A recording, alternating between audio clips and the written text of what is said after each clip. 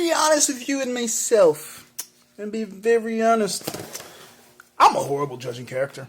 I don't know why. I just don't know why. Maybe it's because I always want to see the good in people. But maybe it's not them. Maybe it's my projected delusion that everybody has the potential to be great and be good and be decent human beings. And there's no way.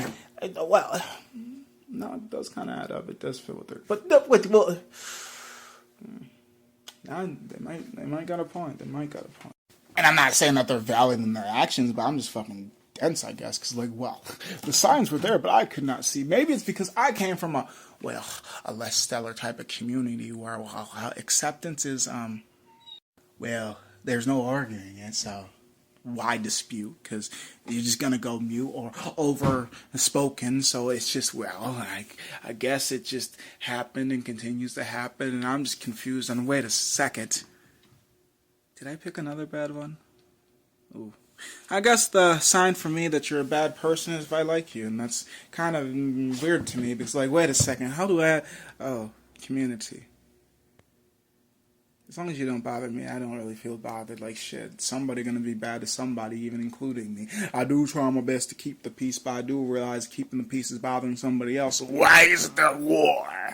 Probably problems caused by people that enjoy inciting and infusing their toxic energy into others. Like, wait a second, you didn't just want to be miserable by yourself? Maybe that's just me. I know I'm strange. I know I'm this. I know I'm that. But I also have your back as long as you have mine. But I assume you only have mine just to stab me. I have pleasant things to say about most people. I try to be kind. I try, and that's all you can do.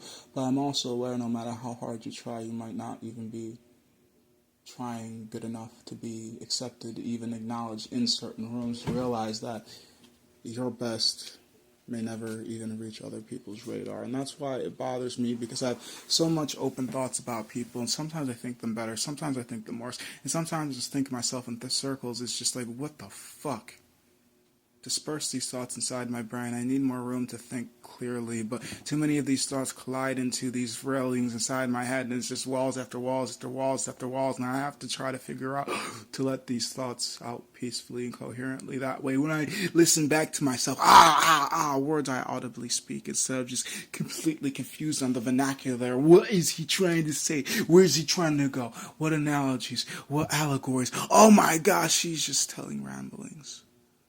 Until the stories come to an end. This person will always do what he does, and that's just pick bad friends, pick bad family, pick bad people, but they're all not bad. Not to me.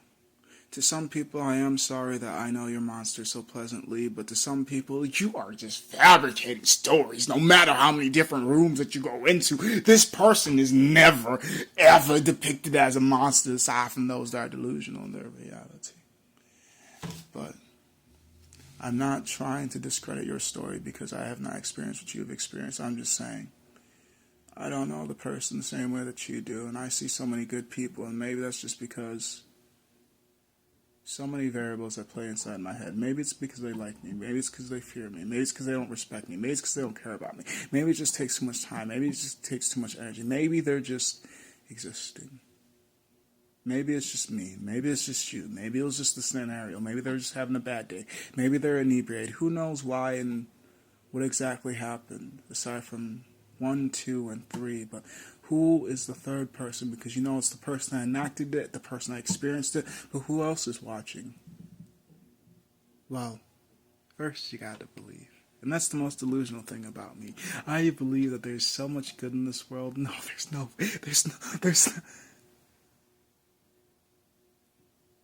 I hope when they realize that they've broken me,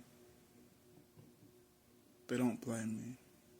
But who am I to blame aside from myself when I should just leave? Once I realize that this room is becoming too toxic for me, they are starting to infect me, and I was different until I came into this room, and now I'm just like everybody else.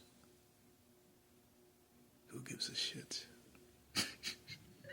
I'm only out here for me, not for the greed, just for the green. I'm just here to take what's mine and everything that I see. As long as it's in my reach, I'm gripping it and I'm never letting it be. There's no way you're gonna shake it from me. Do whatever you want, but there's no challenges.